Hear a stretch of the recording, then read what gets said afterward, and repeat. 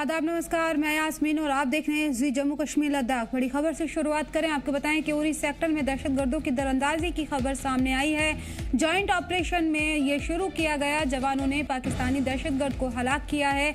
बड़ी तादाद में गोला बारूद बरामद किया गया है। कल रात JKP की जम्मू कश्मीर पुलिस की इंटेलिजेंस की बुनियाद पर उरी सेक्टर के बूचर इलाके में एक इन्फिल्ट्रेशन का शक होने पर जॉइंट ऑपरेशन शुरू हुआ। इस दौरान अलर्ट जवानों ने झाड़ी में मुश्तबा मूवमेंट देखी और अम्बुसरी एडजस्ट किया गया। जब दहशतगर्दों को चुनौती दी गई तो उन्होंने जो दहशतगर्द थे अंधाधुंध फायरिंग कर दी और जवाबी कार्रवाई में पाकिस्तानी दहशतगर्द मारा गया। AK-47 राइफल, पिस्टल और बड़ी तादाद में गोला बारूद इन लोगों के पास से बरामद हुआ है। ऑपरेशन अभी भी जारी है। तो आपको बता दें कि दहशतगर्दों के खिलाफ में ये कामयाबी मिली है। एक दहशतगर्द को हलाक किया गया। जम्मू कश्मीर पुलिस की खुफिया इनपुट की बुनियाद पर ये कार्रवाई की गई। उरी में ये कार्रवाई की गई है। तो इसमें एक दहशतगर्द हलाक कर दिया गया है। और मज़ीद जानकारी के लिए हमारे नुमाइंदे गौहर हमारे साथ जुड़ गए हैं। गौहर, क्या जानकारी है? बड़ी कामयाबी मिली है, दहशतगर्द को हलाक किया गया है। बिल्कुल यास्मीन, आपको पता चला कि एक बार फिर यहाँ पर नॉर्थ कश्मीर बारामूला के सिक्योरिटी फोर्सेस को एक बड़ी कामयाबी देखने को मिली। 14 और 15 की नाइट को यहाँ पर जो ऑपरेशन लॉन्च किया, ऑपरेशन DG2 लॉन्च किया गया, जो यहाँ पर उड़ी का LOC सेक्टर है, बुछार इलाका है, काफी घना इलाका। तो वहां पर फोर्सेस को कुछ यहाँ पर इन्फिल्ट्रेशन बिड फाइल यहाँ पर कुछ महसूस हुआ कि कहीं ना कहीं जो यहाँ पर मिलिटेंट्स है वो LOC क्रॉस करने की कोशिश करे। तो उस सिलसिले में यहाँ पर जम्मू कश्मीर पुलिस और इंडियन आर्मी ने एक ज्वाइंट ऑपरेशन चल रहा है। हालांकि यहाँ पर जो स्पेसिफिक इंटेलिजेंस मिली थी वो जम्मू कश्मीर पुलिस को मिली थी। उन्होंने फिर एक इंडियन आर्मी के साथ एक ज्वाइंट ऑपरेशन चलाया और एम्बुश खड़ा किया। तो फिर वहां पर यहाँ जब वहां को महसूस हुआ कि कुछ मिलिटेंट्स यहाँ पर LOC क्रॉस करने की कोशिश की है, उन्होंने वहां पर उन पे फायरिंग की और वहां से जवाबी कार्रवाई में भी मिलिटेंट्स की तरफ से भी फायरिंग हुई और उस फायरिंग में एक मिलिटेंट के मारे जाने की खबर आ रही है। और वहां पर एक जो हाइड आउट जैसा वो कुछ फौज को मिला है, जिससे यहाँ पर AK-47 एक पिस्टल और काफी मात्रा में गोला बारूद यहाँ पर देखने को मिला है। यहाँ पर ये माना जा रहा है कि यहाँ पर नॉर्थ कश्मीर की जो चिनार कॉर्प्स है उनके लिए एक बहुत बड़ी कमी मानी जाती है कि लगातार जो कि दरअंदाजी करने की कोशिश की जा रही है LOC पे, उसको नाकाम बनाया जा रहा है। और फिलहाल ये एक बड़ी कामयाबी जम्मू कश्मीर पुलिस और यहाँ पर फौज के लिए मानी जाती है। फिलहाल एक मिलिटेंट के मारे जाने की खबर है और बड़ी कामयाबी मिली है यहाँ पर। और किस तरह से अब सर्च ऑपरेशन चलाया जा रहा है पूरे इलाके में? बिल्कुल, अगर हम बुछार के आगे का बात करें तो ये एक घना इलाका है, जंगल भी साथ में। तो इस हवाले से यहाँ पर बिल्कुल सर्च ऑपरेशन इस वक्त पूरी जो इलाके को मुआसरे में लिया गया है। जितने भी नाका पॉइंट्स हैं उनको सील कर दिया गया है और ड्रोन के जरिए तलाश किया जा रहा है और काफी बड़ी मात्रा में यहाँ पर सर्च ऑपरेशन चलाया जा रहा है। और आने वाले वक्त में क्या और कामयाबी मिल सकती है यहाँ पर सिक्योरिटी फोर्सेस को, ये देखने वाली बात है। मगर फिलहाल जो सर्च ऑपरेशन है वो कंटिन्यू यहाँ पर सिक्योरिटी फोर्सेस की वजह से अभी भी जारी है। जी बिल्कुल, बड़ी कामयाबी मिली है। मिलिटेंट को हलाक किया गया और लगातार सर्च ऑपरेशन जारी है। बहुत बहुत शुक्रिया गौहर इन तमाम जानकारी के लिए। और आपको बताएं कि मीरवाइज कश्मीर में डॉक्टर मौलवी मोहम्मद उमर फारूक ने मस्जिद बिलाल रेजिडेंसी रोड में आखिरी अशरे के मौके पर कहा कि रमज़ान का असली मकसद सिर्फ रोज़ा और रिवाज नहीं बल्कि ईमानदारी, इंसाफ और अखलाक है। साथ ही रोज़मर्रा के कारोबार में इसको झलकना चाहिए। उन्होंने कहा कि सच्चे और भरोसेमंद ताजिर इस्लाम में आला मकाम रखते हैं और हलक और ईमानदारी कारोबार खुद एक इबादत है। कश्मीर की मेहमान नवाजी और सयाहत पर जोर देते हुए उन्होंने टूरिज्म, हॉस्पिटलिटी और क्राफ्ट्स में से जुड़े लोगों में भरोसेमंद कारोबार के रिवाज को निभाने की अपील की। मीरवाइज ने मिडिल ईस्ट में बढ़ती कशीदगी पर गहरी फिक्र जताई और कहा कि अमेरिकी और इजरायली कार्रवाई इलाके को गैर महफूज कर रही हैं। और उन्होंने सुप्रीम कोर्ट की तरफ से सीनियर लीडर शब्बीर शाह को जो जमानत मिली है उसका भी इस्तकबाल किया और दीगर सियासी सरगर्मियों में कैदियों की रिहाई की उम्मीद जताई। साथ ही जामा मस्जिद श्रीनगर पर पाबंदियों की मजम्मत करते हुए लोगों से इस जामा मस्जिद तक पहुंच यकीनी बनाने और उनके हक की हिफाजत की अपील की। आपको मालूम है कि बहुत से सियासी कैदी हैं जो पिछले जो है कई सालों से अब आरोपों तो जेलों में और उनकी जो सेहत है वो भी बहुत ख़राब है। हम तवक्का रखते हैं कि जिस तरह से सुप्रीम कोर्ट ने इस मसले में जो है वो इंसानी कदरों का लिहाज करते हुए और इंसाफ का लिहाज करते हुए उनकी बेल को अप्रूव किया, इसी तरह से बाकी जो पॉलिटिकल प्रिजनर्स हैं उनके हवाले से भी जो है कोई ना कोई फैसला किया जाएगा, उनको भी रिहा किया जाएगा। ख़ासकर जो नौजवान जो पिछले कई सालों से, बल्कि 2016 की अगर हम बात करें, अब तो 10 साल होने को आए उनको 2016 में जो गिरफ्तार हुए हैं, तो हम उनसे भी जहां हुकूमत से मुतालबा करते हैं कि उन नौजवानों को रिहा किया जाए, वहाँ पे सुप्रीम कोर्ट से भी हम ये अपील करते हैं कि हम खासकर अदल जो है अदल कायम किया जाए, इंसाफ किया जाए और कश्मीरी पॉलिटिकल प्रिजनर्स को रिहा किया जाए।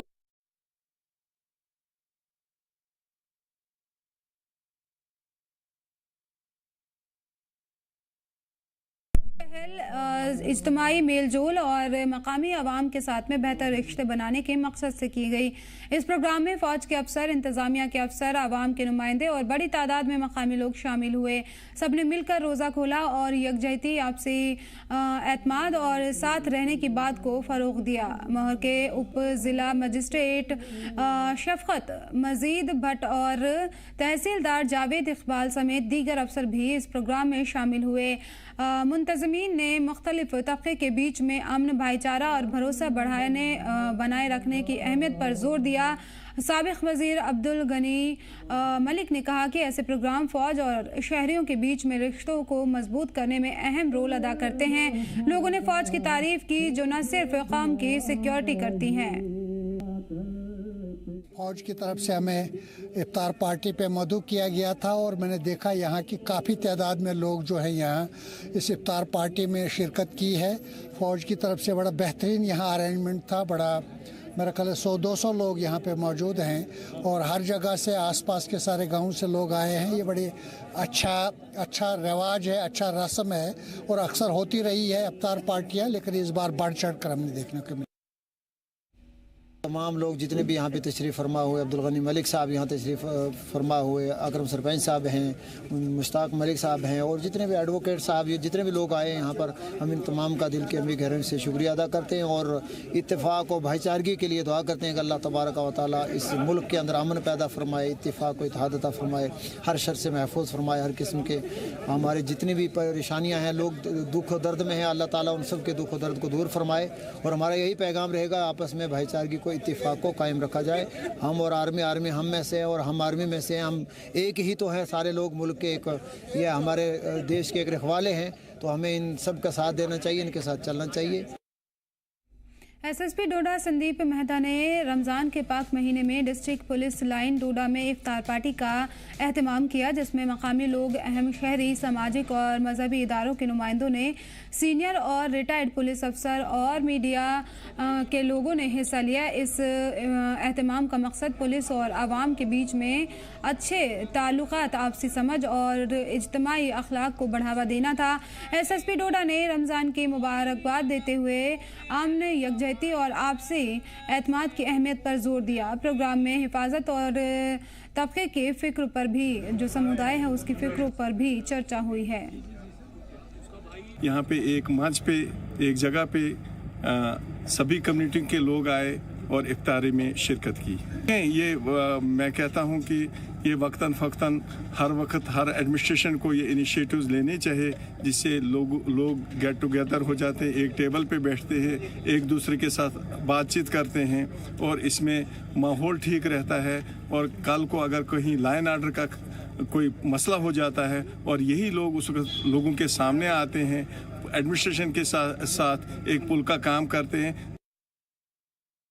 सभी महज़ब के लोग आए थे, बैठे मिलजुल कर इफ्तियारी की। उसके बाद हमने देखा कि लोगों को जब आपस में प्यार के साथ, मोहब्बत के साथ एक जगह एक दस्तरखान पर बैठते हुए देखा तो हमें महसूस हुआ कि वाकई ऊपर वाले ने जब हमें पैदा किया था तो उसके अंदर महज़ब को नहीं इस्तेमाल किया था, बल्कि हमें इंसान बनाकर पैदा किया। तो हमें ज़िंदगी जो गुजारनी है वो प्यार और मोहब्बत के साथ गुजारनी चाहिए, ताकि हमारा इलाका, हमारा डिस्ट्रिक्ट, हमारा देश जो है वो तरक्की करे। क्योंकि इंसान आपस में जब मिलजुल कर ज़िंदगी गुजारता है तो उससे महसूस होता है कि वाकई हमारी ज़िंदगी के अंदर तरक्की है, हमारे लोगों के अंदर तरक्की हो रही है और उसी तरह से महसूस होता है कि अपना देश जो है वो तरक्की के रास्ते पर चल रहा है। जम्मू को श्रीनगर के DIPR ऑडिटोरियम में लेफ्टिनेंट गवर्नर मनोज सिन्हा ने महसूस स्टोरीज ऑफ सोशल ट्रांसफॉर्मेशन नाम की एक किताब जारी की है, जिसमें सेवा भारतीय जम्मू एंड कश्मीर एकल विद्यालय फाउंडेशन ऑफ इंडिया के वॉलंटियर्स की मुतासरकुन पहलू को दिखाया गया है। LG ने कहा है कि ये किताब लगन, खिदमत और समाजी तब्दीलियों की कहानी को दस्तावेज करती है और उम्मीद जताती है कि ये कहानियां न सिर्फ जम्मू कश्मीर बल्कि पूरे हिंदुस्तान के लोगों और वॉलंटियर्स को मुतासिर करेंगी। उन्होंने जम्मू और कश्मीर कुदरती वसाइल, नौजवान और सेवा प्रधान नागरिकों की सलाहियत को भी बताया।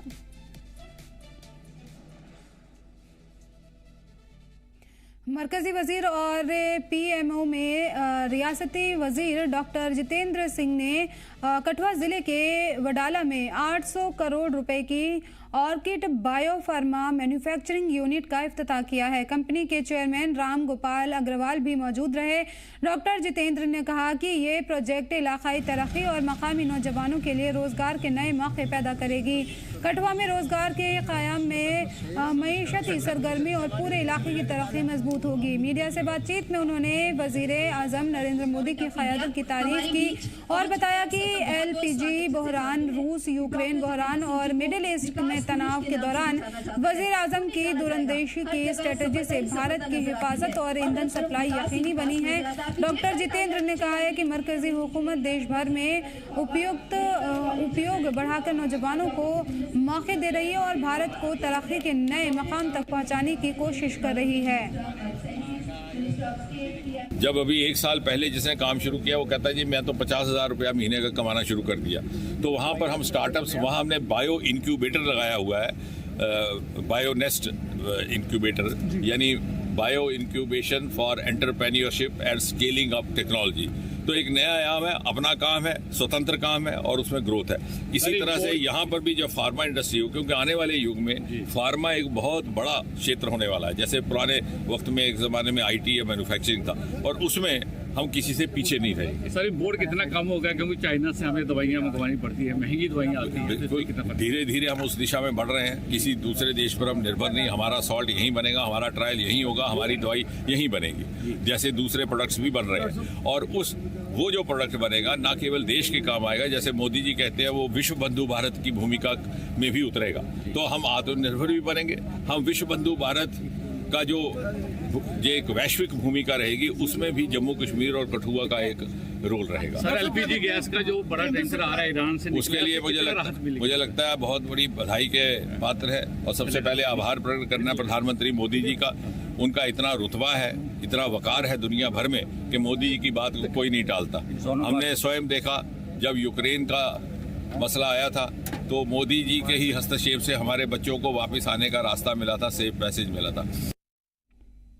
सांबा जिले में जम्मू पठानकोट नेशनल हाईवे पर बसंतर नदी पर तीसरा पुल 86 करोड़ रुपए की लागत से बनकर तैयार हो गया है और अब उस पुल पर गाड़ियों की आमदोरफ्त भी शुरू हो गई है। मरकजी वजीर नितिन गडकरी ने इस पुल की तस्वीर सोशल मीडिया प्लेटफॉर्म X और फेसबुक पर शेयर करके जम्मू कश्मीर में बड़े पैमाने पर तरक्की की जानकारी दी और उन्होंने कहा कि पुल तैयार होने से मुसाफिरों को सहूलत मिलेगी और उनका सफ़र आसान होगा। सांबा के लोगों ने इसे बड़ी सौगात बताया और खुशी जताई। उन्होंने कहा कि पहले सिडको चौक के पास सड़क हादसे होते थे और जाम की हालत बनी रहती थी, लेकिन अब पुल बनने से नेशनल हाईवे पर चलने वाली गाड़ियों का सफ़र आसान और महसूस होता।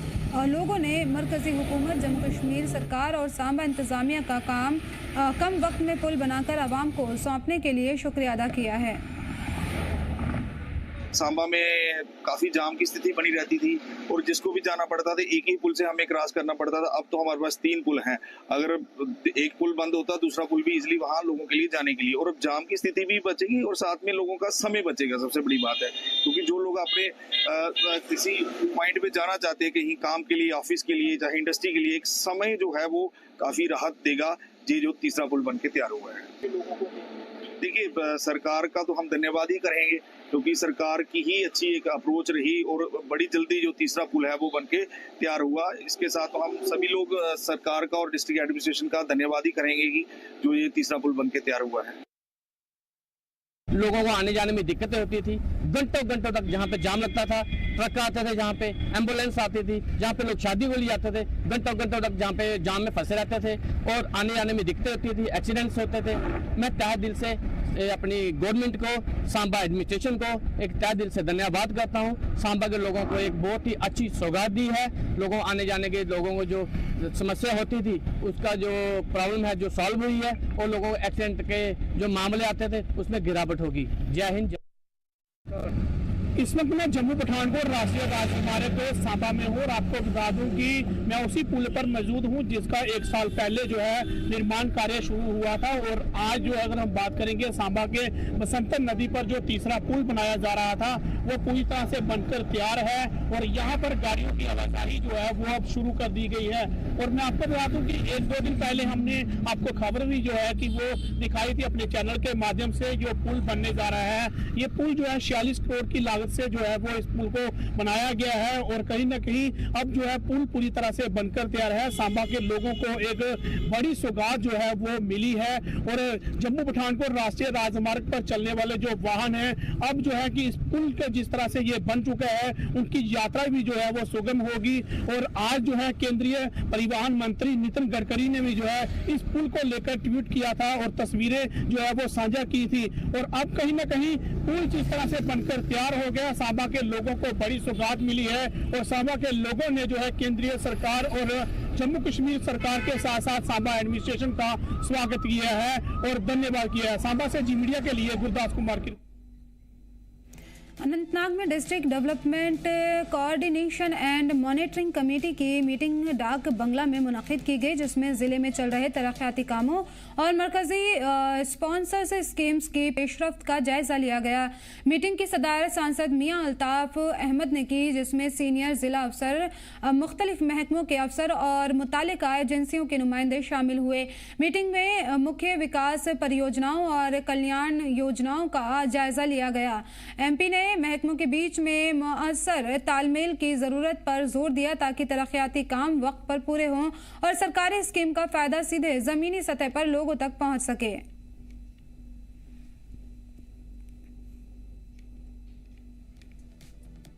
श्रीनगर में बादाम वेर गार्डन का तारीखी इफ्तिताह शनिचर को वजीर आला उमर अब्दुल्ला ने किया, जो कि कश्मीर में बसंत पर्यटन सीजन की शुरुआत की अलामत है। CM उमर ने कहा है कि बादाम के फूलों से सजी बगीचों में बसंत का आगाज होता है और ये जगह घरेलू और बैनुल अक़वामी सयाहों के लिए तवज्जो का मरकज हो जाता है। उन्होंने बताया कि Indira Gandhi memorial tulip garden के जल्द खुलने से आने वाले महीनों में वादी में सयाहों की बड़ी तादाद आने की उम्मीद है।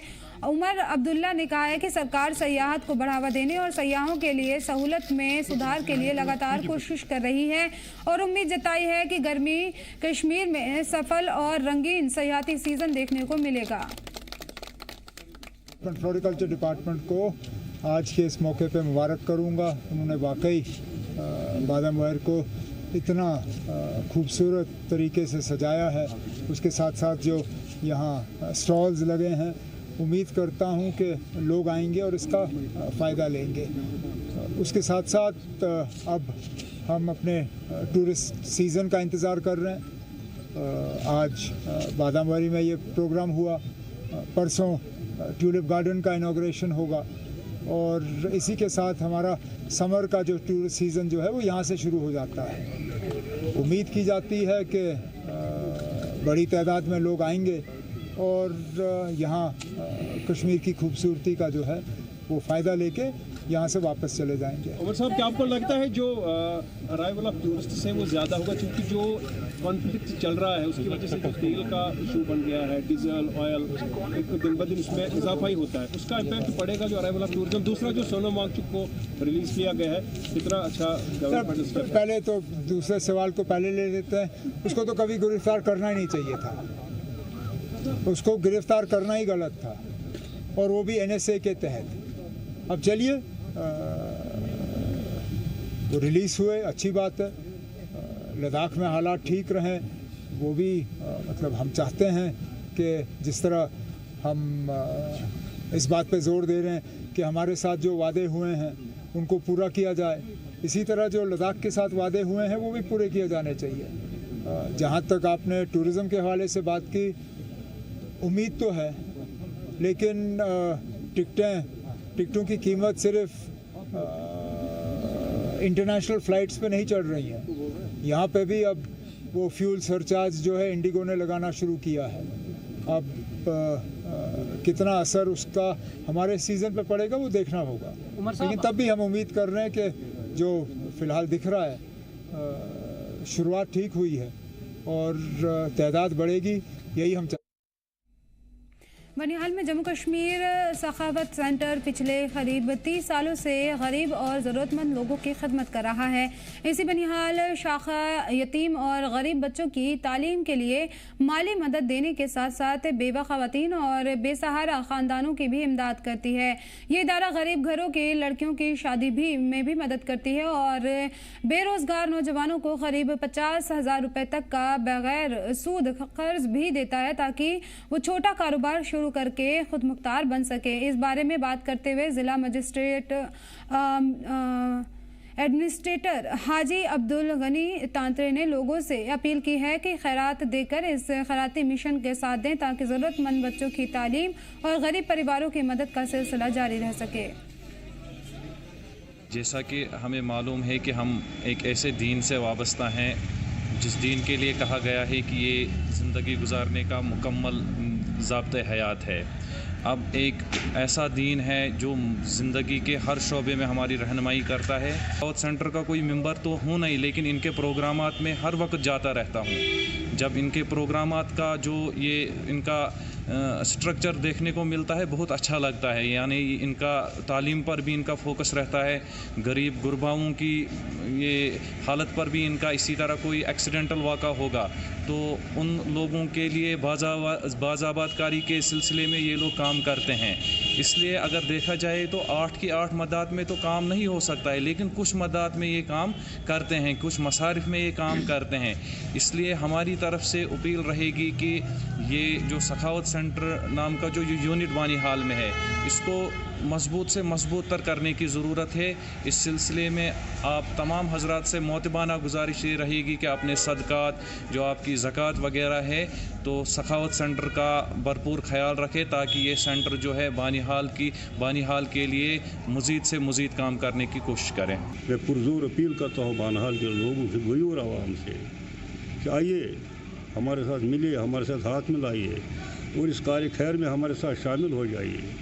और कल यही हमें रोज़ मोशर में हमारे लिए एक बहुत बड़ा अजर व सवाब का बाइस बनेगा। और इंशाअल्लाह आप आइए, आप देखेंगे इसका तर्ज अमल क्या है, इसको किस तरीके से हम इस्तेमाल कर रहे हैं और इसकी शफाफियत क्या है। तो आपने अभी चेयरमैन साहब से खुद सुना कि जिसको भी हम पैसे देते हैं पैसे के एतबार से उसको उसके अकाउंट में चला जाता है और अकाउंट के थ्रू वो वहाँ से बैंक के थ्रू से लेता है। कोई इससे भी एक साफ जाहिर है कि जो भी ये अरकान यहाँ पर है ये बिला किसी मुआवजे के, बिला किसी अजर, सिर्फ सवाब के लिए आप काम कर रहे हैं इस अदारे में। इस वक्त मैं मौजूद हूँ बनिहाल के मरकज़ी जामा मस्जिद के हाते में और यहाँ पे एक ऐसे लोगों से आपको रूबरू हम कराएंगे जो किसी भी तारुफ के मोहताज नहीं है। बनिहाल में पिछले 25 से 30 सालों से एक सेंटर चल रहा है जिनका नाम है सखावत सेंटर बनिहाल। और ये सेंटर का काम जो है हर साल जो यतीम है, जो बेसहारा लोग हैं, जो बेवा औरतें हैं जिनके पास कोई सहारा नहीं है, और ये सखावत सेंटर पिछले 30 सालों से उनका सहारा बनकर जो है मैदान में काम करते हैं। कहीं भी किसी भी चौड़ाई पे किसी भी घर में डोर टू डोर नहीं जाते हैं चंदा मांगने। इस मरकज़ी जामा मस्जिद की खासियत जो है हर इलाके से लोग आके इस सखावत सेंटर में जो है अपने हैसियत के मुताबिक जो है चाहे सदक़ात है, ज़कात है, जो या फितर है, इनके हवाले करते और ये 30 सालों से लगातार उन लोगों के पास मदद करने के लिए पहुँचते जिनका कोई सहारा नहीं है, कोई मदद नहीं है। ऐसी माह रमज़ान के अलावा भी मदद करते हैं और माह रमज़ान के आखिरी अशरे में जो है लोगों को अब ये उम्मीद होती है जिनके पास कोई सहारा नहीं है कि सखावत सेंटर से हमें कब कॉल आएगी और हम वहाँ जाएंगे और अपना फ़ायदा लेंगे और वो भी जिस तरह पूरे आलम इस्लाम में ईद होती है वो भी इस ईद में शामिल हो। लेकिन इसका अहम रोल जो निभाता है वो सखावत सेंटर बनिहाल है। तो आप पिछले 30 सालों से जिस तरह कहा कि सखावत सेंटर यहाँ पे बनिहाल में काम करता है, क्या कहना चाहेंगे, क्या कुछ ज़रूरत है इस चीज़ की और क्या कहना चाहेंगे? औज़ुबिल्लाहि मिनश्शैतानिर्रजीम, बिस्मिल्लाहिर्रहमानिर्रहीम। हम आप लोगों के बहुत मशकूर हैं। आप लोगों को हमने अपना कीमती वक्त हमको दिया। हमारा बुनियादी मकसद जो है, हम सखावत सेंटर जम्मू कश्मीर की एक ब्रांच है, इसका हेडक्वार्टर जो है श्रीनगर में है। ये एक बहुत बड़ा अदारा है जिसके बहुत स्कूल और कॉलेजेस भी हैं। उसमें बहुत मरूफ और मशहूर खासकर इकबाल मेमोरियल है, इकबाल मेमोरियल इंस्टीट्यूट है, और लालू में इसका इंजीनियरिंग कॉलेज है। इसी तरह हर डिस्ट्रिक्ट में इनके स्कूल्स हैं। ये फलाही और दीनी काम करते हैं। उन्हीं की ब्रांच हमारे इस बनहाल में भी है। ये ब्रांच जो है पिछले 30 साल से ये लगातार काम करती रही है। इसका बुनियादी मकसद जो है, ख़ासकर एजुकेशन की तरफ हमारा तवज्जो ज़्यादा है। इसमें हम बच्चों को, जो गरीब बच्चे हैं, यतीम बच्चे हैं, उनके फीस और उनके वर्दी के लिए जितना भी हमसे मुमकिन हो सके कोशिश कर लेते हैं उनको मदद करने की। और उन गरीबों को जो बीमार है और उनकी मदद करते हैं। और ख़ासकर जो हमारे पास यतीम बच्चियां हैं, उनकी शादी में भी हम भरपूर मदद करते हैं। उसके अलावा अगर कोई नागहानी आफत हो, उसमें भी हम मदद कर लेते हैं। तीसरा मंजिल हमारा ये है कि अगर किसी जगह पर, किसी इलाके में वाटर सप्लाई स्कीम हो, वहाँ पानी नहीं हो, उसके लिए भी हम उनको मदद कर लेते हैं। और इसके साथ साथ हम एक लोन भी देते हैं उन लोगों को जो बेरोज़गार है, बेकार है, उनको बिना सूद के हम उनको 40-50 हज़ार लोन भी देते हैं ताकि वो छोटा सा कारोबार भी करें। इसके अलावा जो हमारे पास काबिल बच्चे होते हैं, ख़ासकर 7th से लेकर 11वीं जमात तक, उनको भी हम हर साल स्कॉलरशिप, जो अच्छे बच्चे होते हैं मेरिट का मीन्स में जो आते हैं, उनको भी हम मदद कर लेते हैं। तो यही सिलसिला हमें पिछले 30 साल से करते आए हैं। आज इस सिलसिले में हमारी गुजारिश अवाम बानाल से खुसूसन इसकी मदद, हमें लोगों की मदद की ज़रूरत है। तमाम कश्मीर में इसके हर डिस्ट्रिक्ट में ये इस वक्त ये कलेक्शन हो रही है, मगर हमें थोड़ा सा बदकिस्मती है, हमारे बनहाल से हमें बहुत कम ताउन मिलता है। क्योंकि इसका मकसद जो है इस ऑर्गेनाइजेशन का, हम डोर टू डोर नहीं जाते हैं। हम ये जाते हैं कि हम लोगों को कहते हैं कि लोगों को थोड़ा सा हम पर भरोसा और इत्मीनान हो तो हमें दें। ये वो इदारा है जिस तरह हमने देखा कि जब हम किसी की मदद करते हैं तो चोरी छुपे भी कर सकते हैं, लेकिन ये वो इदारा है कि बैंक के थ्रू जो है डायरेक्ट उनके अकाउंटों में चला जाता है जिसको जितनी मदद की ज़रूरत होगी। जिस तरह उन्होंने कहा कि जो शादियों के लिए जो विवाह औरतें होती हैं, उनके घरों में जो बेटियां होती हैं, जो गरीब बाप की बेटी है, उसको शादी के लिए भी खर्चा ये सेंटर उठाता है। जो पढ़े लिखे बच्चे, जो अच्छे पढ़ने के काबिल बच्चे होते हैं, वो पढ़ा नहीं सकते, उनके माँ बाप उन्हें गरीब होते हैं, उनको भी मदद यहाँ से होती है, विवाहों को मदद होती है, बहुत सारे इन्होंने कहा। तो हमारी भी लोगों से रिक्वेस्ट है कि ये आखिरी अशरा माह रमज़ान का चल रहा है, तो बढ़ चढ़ के इसमें हिस्सा ले। आप तो सदक़ात और ज़कात और दे ही रहे हो, तो इस सेंटर में आप दोगे तो ये बनिहाल का जो हब है, यहाँ से हर इलाके में जो है मदद पहुँच जाती है। तो ये आपको सवाब भी कमाने का मौका मिलेगा। और माह रमज़ान का महीना भी हर मुसलमान ये कोशिश करता है कि इस महीने से में ज़्यादा से ज़्यादा सवाब कमाओ। तो बेहतर ये होगा कि हम इस सेंटर को भी मदद करेंगे ताकि हम भी इनके जो नेकियां हैं, इनके जो सवाब है, उसमें बराबर के शरीक हो। मैं खुर्शीद अहमद, जी मीडिया के लिए बनिहाल से। फिलहाल इस बुलेटिन में इतना ही। मुझे दीजिए इजाज़त और आप देखते रहिए जी जम्मू कश्मीर लद्दाख।